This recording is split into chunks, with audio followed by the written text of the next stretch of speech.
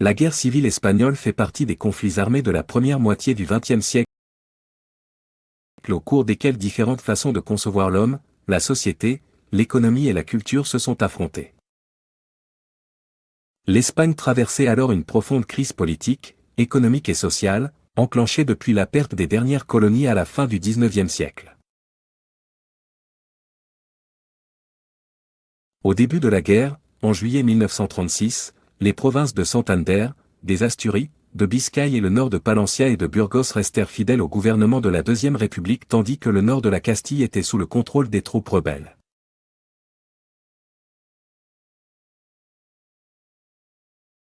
Cette situation dura pendant les 13 mois de présence du front dans le sud de la province.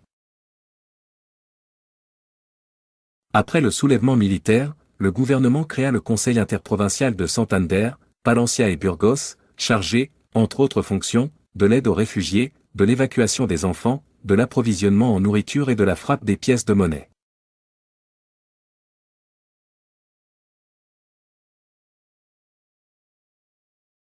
L'ambiance à Santander était tendue, bien qu'elle ne fût pas aussi crispée que dans d'autres villes d'arrière-garde.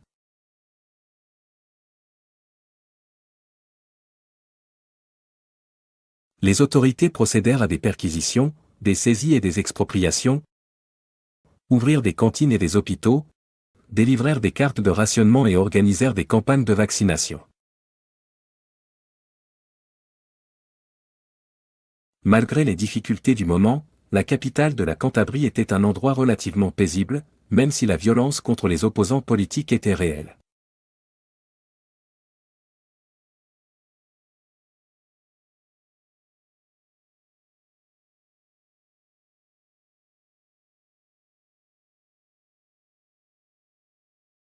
La défense active de la population avait été confiée à l'aviation républicaine,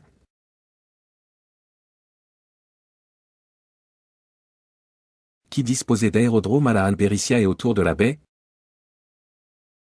et aux modestes défenses antiaériennes installées aux endroits stratégiques. En outre, la commission locale de défense aérienne installa des sirènes d'alarme en différents points de la ville et supervisa l'excavation des abris.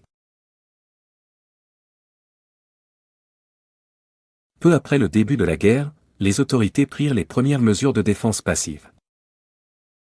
Il était interdit de laisser les enfants sans surveillance, de marcher dans les rues pendant les alertes, de s'abriter dans les embrasures de portes, d'ouvrir les volets, d'allumer l'éclairage public et d'utiliser le téléphone.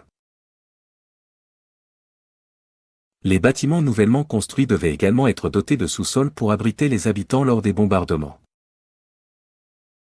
Lorsque les alarmes retentissaient, les habitants devaient se rendre immédiatement dans des abris ou tout autre lieu capable d'assurer leur protection.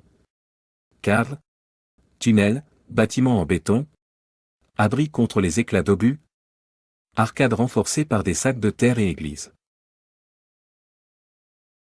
C'est le samedi 3 que les sirènes d'alarme, annonçant la présence d'avions, poussèrent les gens bons et paisibles de la ville à se réfugier dans les abris.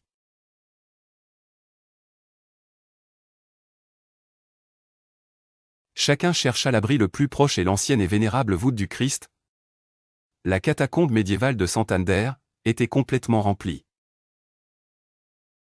À côté des vieux fidèles du quartier, il y avait d'autres personnes qui entraient dans le temple, peut-être pour la première fois.